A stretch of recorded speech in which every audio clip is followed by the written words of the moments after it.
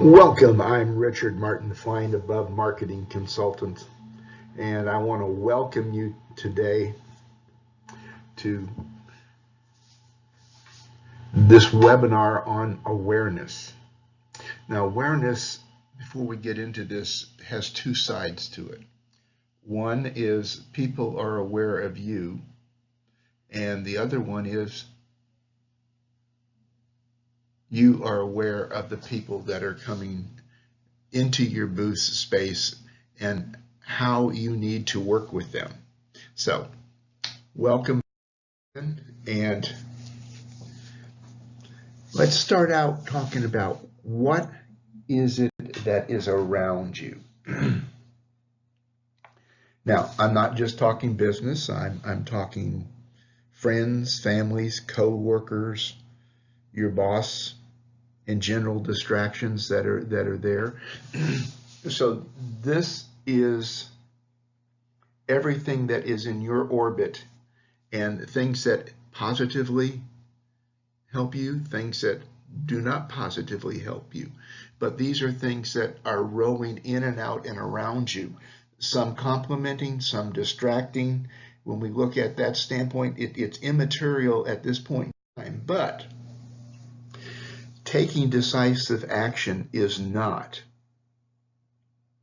Making a decision, implementing and getting out of your own way and ever moving forward are decisive action statements.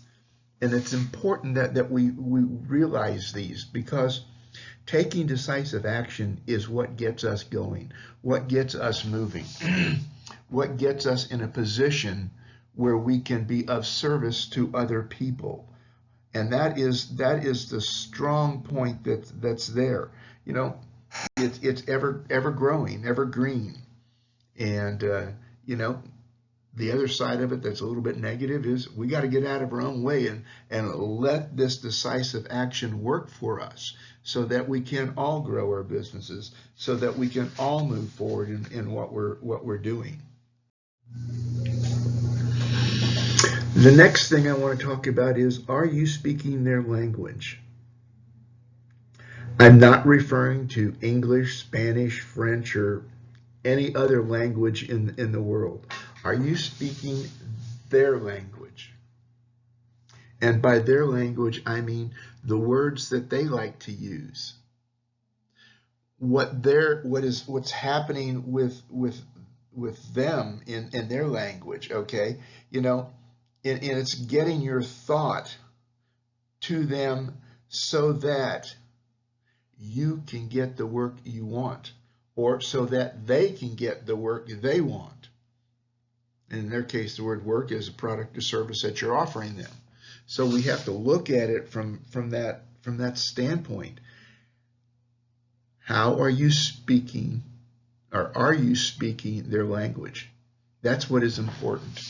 And it takes time to learn their language. But when you're at AirVenture here coming up, just keep in mind that you have plenty of time to work with this and plenty of time to practice getting this out into the marketplace the way you would like it to be. After we look at speaking their language, it's what are their intentions? This is the action they're going to take by the language that they're using. So what is their intentions?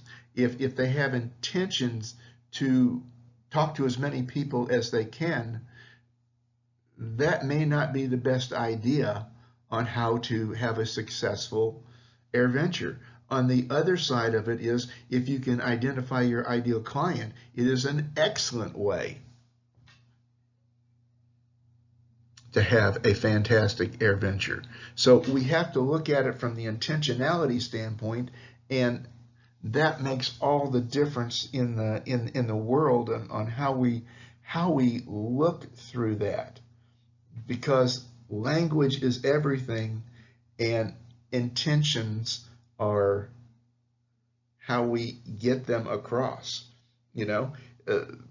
intentions. There's verbal, there's nonverbal, there's eye contact, continuously reading notes, asking if you are following along. What do you think? All these things are there that create intentions for the people that we're talking to and the people that we would like to have some influence with, and putting all of that out there together. Putting others before you. Continuously allowing interruptions is an indication of having an issue with trust. So if people continue to interrupt you, either they don't trust you or you don't trust them. But either way, it's an interruption of the thought process, so that you can't go through, you can't build the know, like, and trust factor that we all need to have to grow our businesses, to make things work better on what we would like to accomplish at AirVenture or any other event that we ever go to. Because this is somewhat universal, even though I've kind of talking from the standpoint of aviation.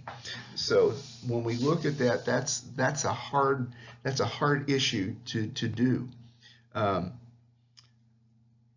it's the main issue is trust. Trust is hard to build, but by putting others before you, you can make an impact in that trust, so that they will understand your intentions and motives and how you want to be of service to them. That is the big thing that we want to look at, and even bigger thing on what we want to understand from that. So when we look at the awareness side of putting things before you.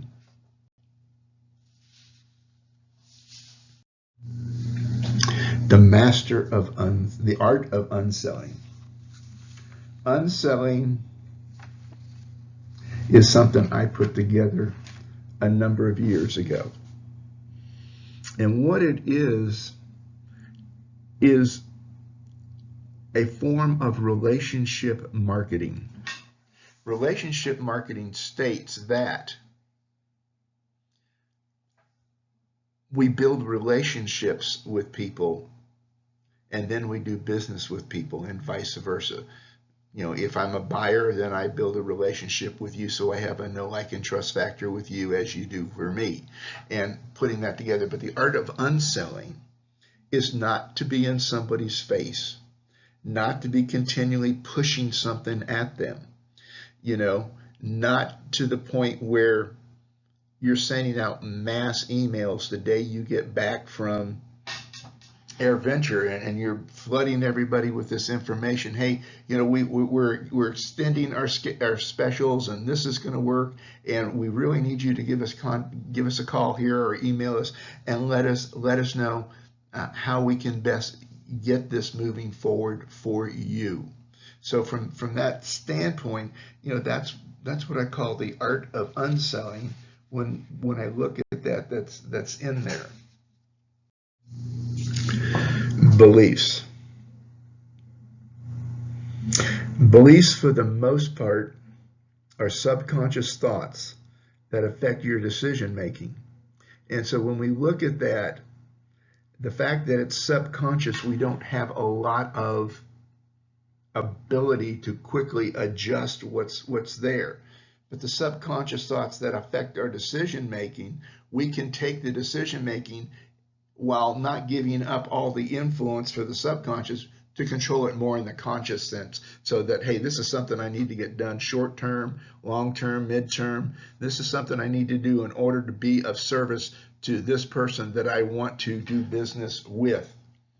So that we look at it from that standpoint, and those subconscious thoughts guide us through what we're doing. It's really important that we understand where we're coming from, and that's what the beliefs system is. It defines where we're coming from. Paying attention is the ultimate gift. When somebody gives you their undivided attention, That is the ultimate gift that they can give you before they buy something from you. So paying attention is what everything's about. Now, your side of paying attention is you have to give them something that they want to pay attention to. So you have to work your verbiage, your messaging, your flyers, your whatever that you're going to be handing out up there. You have to take it in such a way that it attracts their attentions so that it is the ultimate gift that they could receive from you.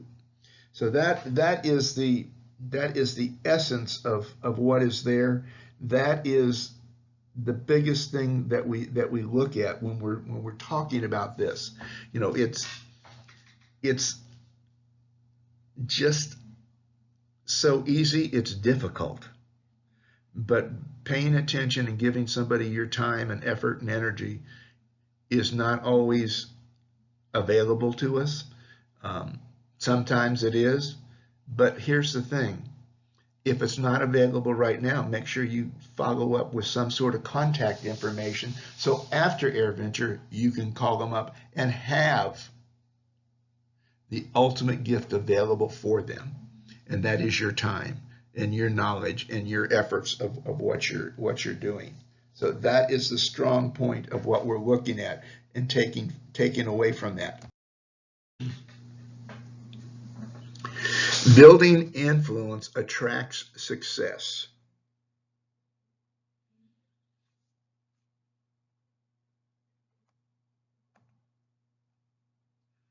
But being different is better than being better. I think I should read that again. Being different is better than being better. A little twist on words, but being different always wins. Every time it'll win. Being better, maybe not.